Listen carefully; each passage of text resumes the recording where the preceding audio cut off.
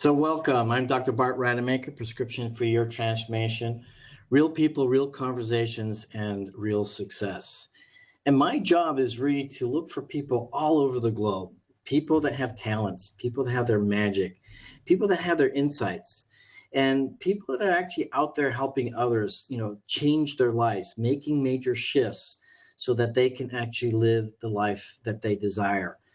Sometimes I kind of liken it to, the accidental tourist. Do you want to be that accidental tourist in your life that kind of bumps into the great things that happen to you, only to get to the end of your life wondering, how many things you actually did miss? Or would you really be that guide, that directed guide that's directing you to the very specific things that can create the magic, so that you can find purposely and intentionally the things that matter most to you and that will make the shifts in your life. And that's what's very exciting for me, meeting these people all over the globe. And today I'm going all the way down south to New Zealand, and a country that I plan to visit in the next couple of months with a great, adventure with a bunch of transformational leaders, if you will, doing some humanitarian work. But enough of that. Today's guest of mine is an amazing lady. She's got an amazing story, an author, a speaker, as well as a business consultant, a life coach. And really her journey is the one that really brought her to where she is today. And I want to welcome Tanya. Thank you so much for joining me today on this interview. You are welcome, Bart. Hi. So what's amazing about you is that you chose a path in a much more of a, how should I put, mathematical, scientific, very structured place as an auditor and accountant. And over the years, you've discovered the fact that, I'm working with human people. I'm working with that human experience. And you found this tremendous passion to helping others, even whilst you were doing all the business stuff as well.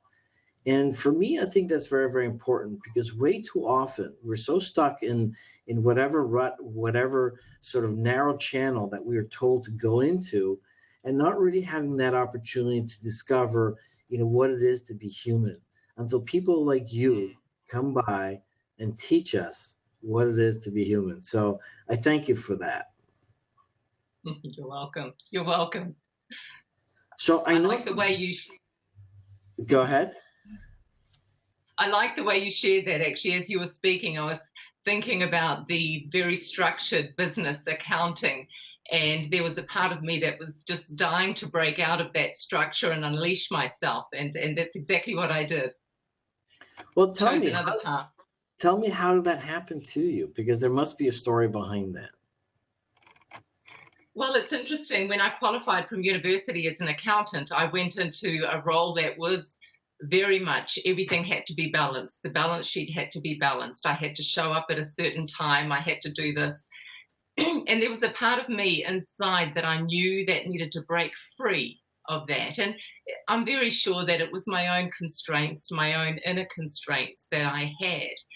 And so interestingly, at that time, before I went into another area, I decided to become a flight attendant with Air New Zealand. And I shocked everyone, because I was going from being an accountant to being a flight attendant for a couple of years. And that was my own personal unleashing, you might say. And then I went back into another accounting role within Air New Zealand. But it was definitely something inside me that knew that there was more to come out. So that must have been a very interesting experience, being a flight attendant and basically on the fly dealing with all sorts of crazy situations and crazy people, and having actually something that you're very familiar with, an internal resilience to deal with many of the difficult people that, are flying. It was a very fast lesson in patience with people and building a rapport, knowing how to build a rapport, because not each flight was easy. And especially when you fly domestically out of New Zealand, you travel for a long way to get anywhere. So your own resilience inside, you're tired and cranky in the middle of the night when you've been awake for nearly 24 hours sometimes. So a big lesson for me. So can you share perhaps one of your most challenging moments up in the air? Oh, definitely. Actually, we just had turbulence, and the aircraft dropped, gosh, I don't know how many feet. There was no warning, and I was out there with a trolley, and all I could see were probably trolleys and food. They all went up into the air about 2 feet. And it was like slow motion. And then we watched all of these plates and glasses fall. And then all of a sudden the screams and all that. So the entire aircraft was just full of food. It's comical now when I think about it. But when it happened in the moment, it wasn't a lot of fun. I thought, oh, gosh, here we go. So were you the one that had to clean it all up, or did the passenger help? Sadly, yes. There was no one else to do it apart from us, all the crew, and it was just, imagine it, spaghetti and stuff all over people everywhere. So that was not one of the glamorous parts of the job, that's for sure. So life is sometimes no different than that kind of experience, and when you think about it, because in that moment, I'm sure a lot of people were very, very fearful. They were not able to control their situation. And that's also kind of what you found, as you worked in many different businesses and corporations, when you just weren't there to help them with their new software and their accounting software, but you did something else. That's correct. So after Air New Zealand, I did actually go back out into the accounting world, and I went and worked for myself and had many, many clients. They were all small business owners. So I'd be consulting with them, doing their business work, consulting there. And at the same time, I was building rapport with them and sharing with them and counseling them and coaching them on some level. And that was the time when I realized that there was a lot more to being successful in business than just doing the business. You had to have a level of fulfillment within yourself and self-confidence in being in business. So that's where my love of coaching and consulting business people on a different level really, really came out for me. And what's interesting too is that even in those environments where, it's still kind of managed, it's still kind of within the norm, there are expected challenges and you can kind of, plan for them and predict them and things like that. But when life challenges come up, when adversity comes up, that requires a very special, moment inside of you. And I know that you've written something about that. And so share with the listeners a little bit about, how you came to choose to write your new book about resilience and what that means to you. Well, of course, it's from personal experience and going through a very difficult time at 40 when my husband was diagnosed with cancer and he passed away 5 months later. Now, there'd been a few other hurdles leading up to that time, but obviously that was the big one. And at that time, I knew that I could, there was a part of me that was going, what on earth am I here for now? I'm 40 and, do I really want to be here? But there was another part of me that knew that I could not let this event define the rest of my life. And I had to dig very deep within myself to find that willingness to move forward and to find meaning and purpose in my life again. So during my 40s, that was when I experienced everything from the highs and lows to learning who is Tanya Unkovich. What's her place in the world now? And that was where I discovered how the resilience is in me and the resilience is in all of us if we just dig deep and find that meaning, find that meaning in being here.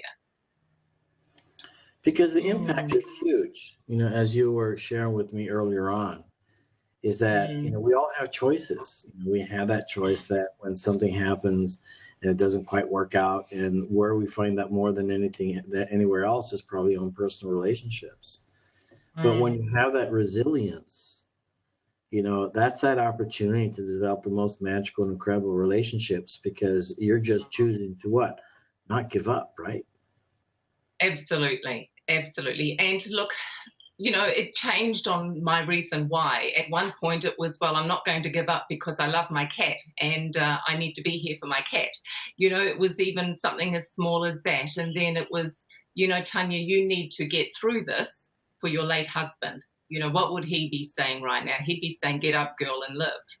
And people around me. I knew that there were people around me who were going to go through similar things, people in the world. And so I then went, Tanya, you've got to share this. You've got to be an example for everyone out there. Get up there and live and show people that when you make that decision, you can do anything and have the life you really want. You've just got to decide first. Let me ask you something, because this is just a thought that just popped in my head as you're talking about it. And I can imagine that one of the biggest challenges with adversity, not the adversity itself, but perhaps the meaning that someone gives to that. And the meaning can be that they take it very personal, like life, the world is against me, or I did something wrong and therefore I'm being punished, or I'm not deserving. And do you find that people take it more, that the harder part is not the challenge itself, but perhaps how they make it so personal for themselves? Definitely. And that feeling of, what have I done wrong? Am I being punished even? Some people go down that route. But once again, we've got the ability to decide what is the meaning that we're going to place on it. And if we can stop, well, this was my trick, if we can stop looking at ourselves and looking, well, maybe there's a greater meaning in this. Maybe there's a bigger meaning for mankind in this event for me, and I'm the vehicle. So that was the way I found the best way to find meaning, was to stop focusing on me and focusing on the others around me.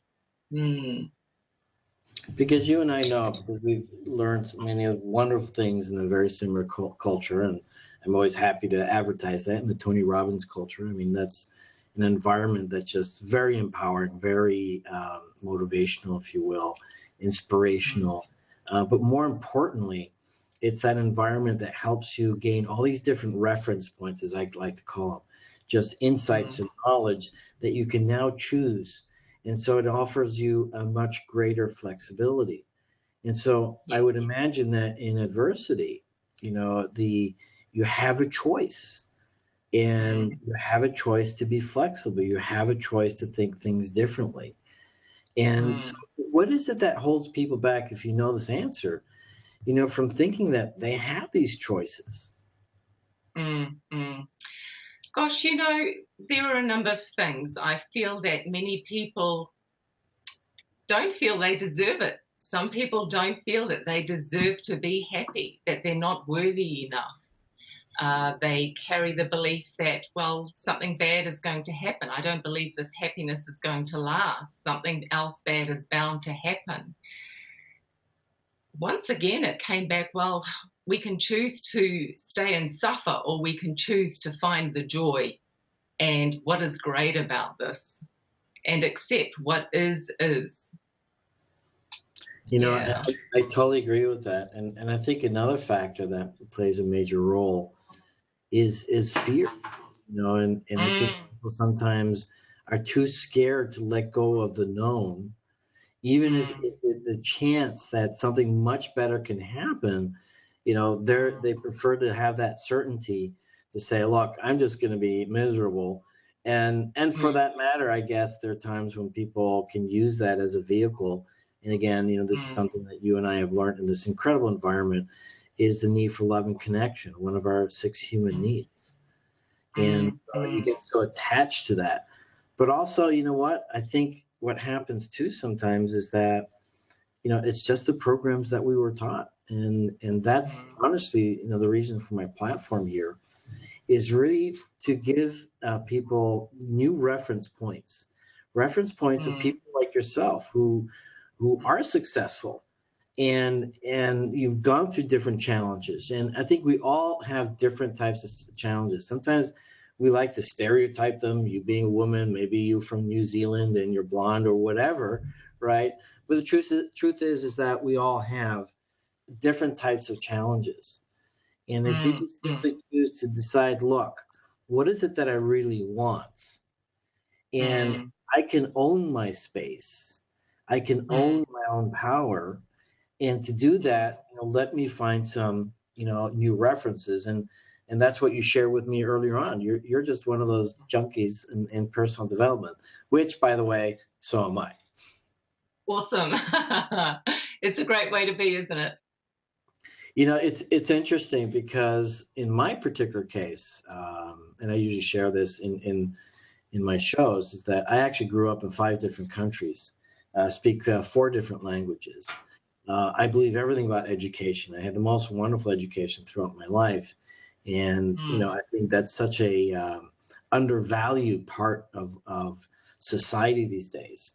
Is that particularly the younger generations too? Education is just kind of blown off. I mean, education is really, really everything.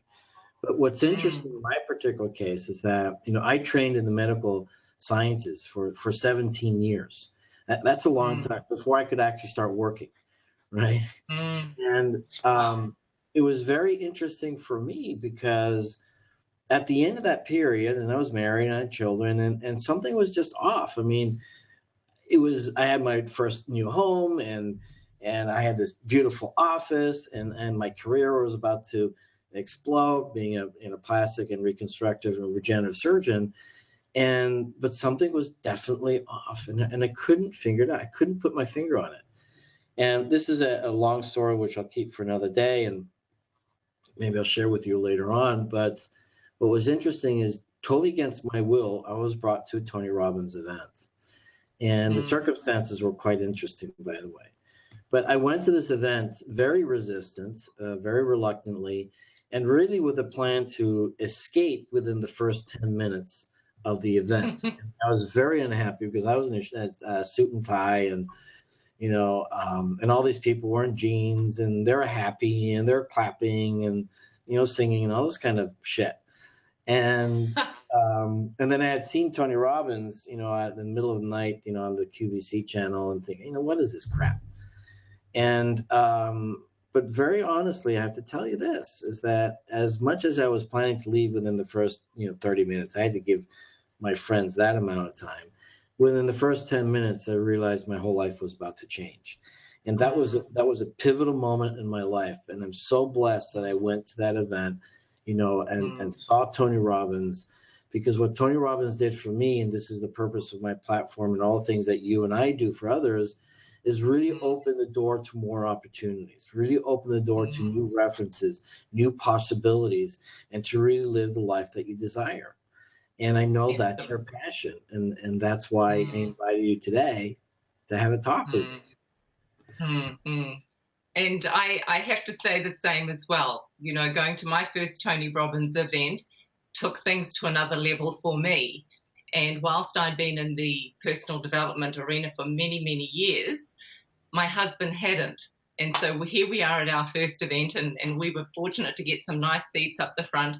And Tony comes out on stage, and he's, everyone's clapping and dancing, and I'm standing up and I'm clapping, and my husband's standing there with his arms to his side, And I said to him, don't worry, love, you'll be clapping by the end of the day. And sure enough, within a couple of hours, he was clapping away and he got into it. And the change in him was outstanding. And, watching him on Relationship Day at Date with Destiny, to me, I'll never forget that scene. So you're right. Things go to a very different level, don't they? That's awesome. Yeah. By the way, you picked the right guy, too. Yes, I do. So tell me a little bit about your books. You've written several books. You were interviewed by Dr. Shula. And what was that like? Oh, being interviewed by Dr. Shula was one of the best experiences of my life. And I was interviewed twice in between 2 church services. He and I then had a discussion together. So we were in his office chatting, and we spoke so much about life. And you must know about Viktor Frankl, right? Viktor Frankl's book was one of the things that got me through. And here's Dr. Shula and I speaking, and he says to me, my friend Viktor Frankl and I, these are our beliefs. And it was just so amazing sitting there talking with him, and he's sharing about his buddy Viktor Frankl, and talking actually about, he shared with me how they both felt that this self-esteem and how you feel about yourself is the core of everything. And I've never forgotten that. And I take that with me everywhere. So if ever I'm personally disturbed, I go, okay, Tanya, so what is it? What is it about me that's having the problem here? What is it about me that's having difficulty with that person? So it was a good lesson. So my books, my first 2 books, they were written not long after Phil passed away. And he wanted to write a book about his journey and kept quite a detailed journal about it. So after he passed away, I picked it up and I wrote the book, his journey, and then my journey for the 12 months after he passed away. In order to help people cope with the grieving process, actually that was the main reason, to be real and raw and go, yes, at times it feels black, but then sometimes there are periods of joy amongst it. And I used to call it my tsunami. I could feel that wave of grief coming over me and it would bowl me over. But then I'd come up again and I'd bob and I'd see the sunshine again. So it was very much a book written for people to know that hope is there.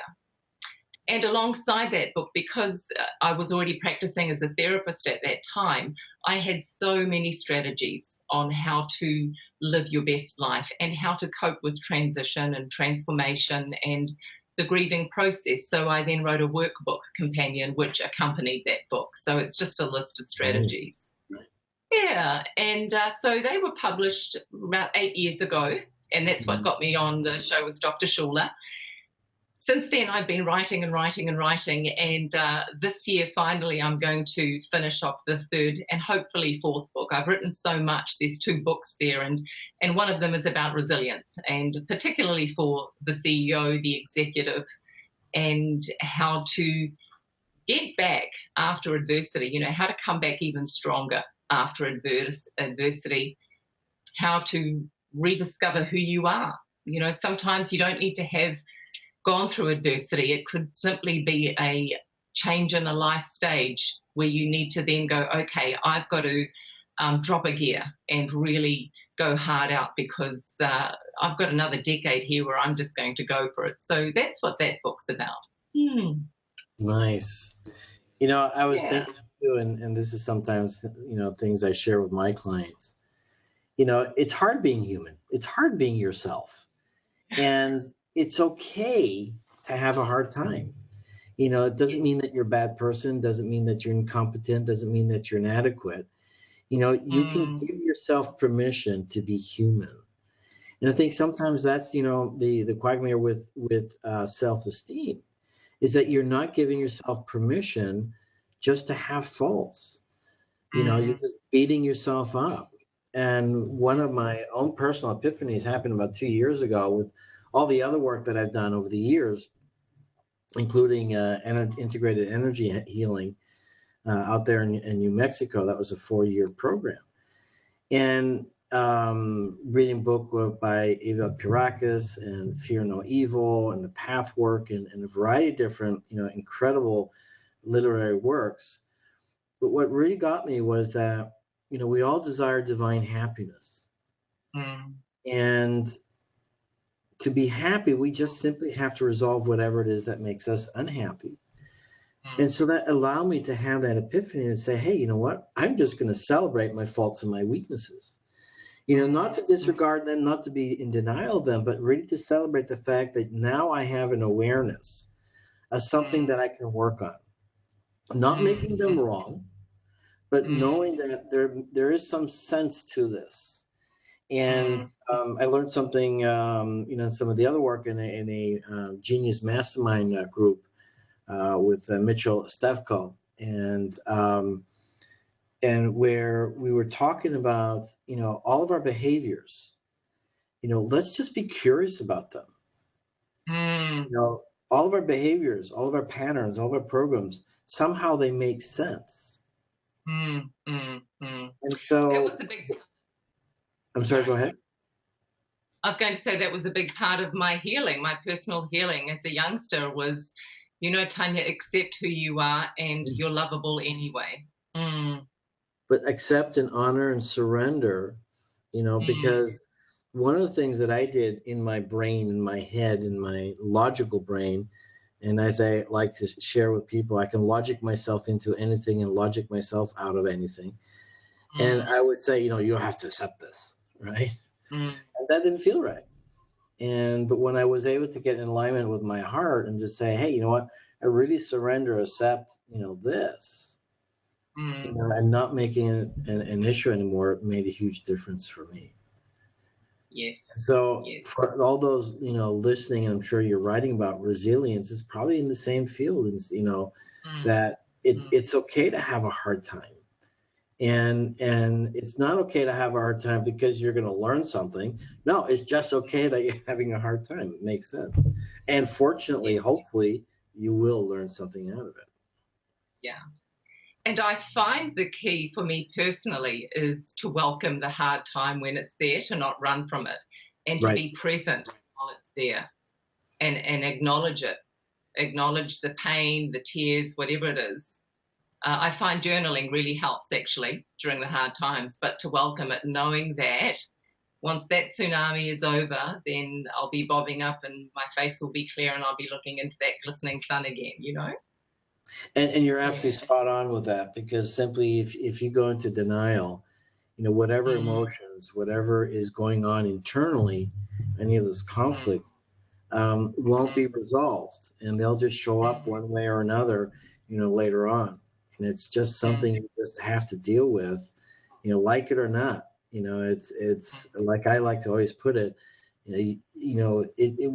what's your role in all this? I mean, how did you actually get here to be in this way? I mean, it's your responsibility there.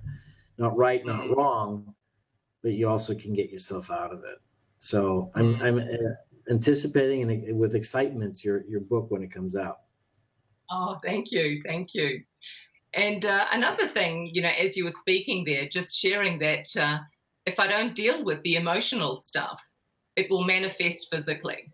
And it may only be a pounding headache, but that's my body going, there's stuff in there that you haven't released and let go of. And that's part of the book as well, the physical resilience, the physical body, and not underestimating self-care and the importance of taking care of our physical bodies in order to be free emotionally and spiritually. Wow. So I'm excited for you. I'm excited for you more so because of the many people that you get to help, and all the future books that come out. And one thing that I will share with you and anybody listening is an integral part of any of the complexity that's going in our brains about what's happening in life or decisions. And I actually learned this from Tony Robbins too. You have to write it down, because your brain can't process all that information all at once. The truth is that your brain can only really process, 200 bits of information every second consciously. We can only think of 7 random things that are of the same kind of type in our brain. So we have that limited capacity to manage this stuff. And I actually also wrote a book, 52-Week Success Plan, and it's 52 habits. And people can ascribe to a different habit every single week. At the end of the year, try all the 52 habits and change your life, one of which is journaling. And science actually shows that people who journal are a lot healthier, and their blood pressure is better. And it's just simply that they're able to process things much more effectively. And so by you doing all the journaling that you've done, and I've done tons of journaling in the past, I don't do it anymore. I should do more of it. But then again, I don't have any problems, I guess. Well, that's not true either. But I should do a lot more. Write about the good stuff. Yeah. Write about the good stuff. And look, one of the things I love to share with people is, okay, yes, I studied as an accountant, very structured business person. And with English being my second language, being brought up Yugoslav, Croatian, I had this belief that I was really dumb at English and writing. And so that was a belief. Now, see how wrong that belief was? Because if you were to ask me, what is the thing that you are most passionate about, Tanya? What makes your heart sing? It is to write. It is to write and to express and to share with others, either whether it's blogging or the books. So that is an example that also it's never too late to really follow your passion. And in my 50s now, I'm saying this is going to be my best decade ever. You know, I mean, I'm committing to that. So don't let your limiting beliefs, which are usually probably wrong, hold you back with anything. I love that. I love that. And so with those wonderful words of wisdom, I really want to thank you for tonight, Tanya. It's been absolutely delightful and insightful. And it reminds me, you know, about resilience. Resilience is something that we can tap into. And so I hope to have you back on this platform for sure. I'm excited about, you know, all the people that you get to help and support. And again, it's really about handing out that information. And thank you for talking about resilience today. Thank you. And I do hope we connect when you come to New Zealand. Absolutely. Like I said, it's going to be in April and May with a wonderful group of transformational leaders doing some humanitarian work, bringing some water filter systems to some of the indigenous tribes, but also, you know, being messengers of, you know, different, you know, talents, gifts, you know, practices, if you will. And again, it's about, you know, bringing new references to people that can actually make a difference in their life. So I want to thank you again. And I am Dr. Bart Rademaker, Prescription for Your Transformation, real people, real conversations, real success. Tanya, thank you so much. Thank you. Bye. Thank you.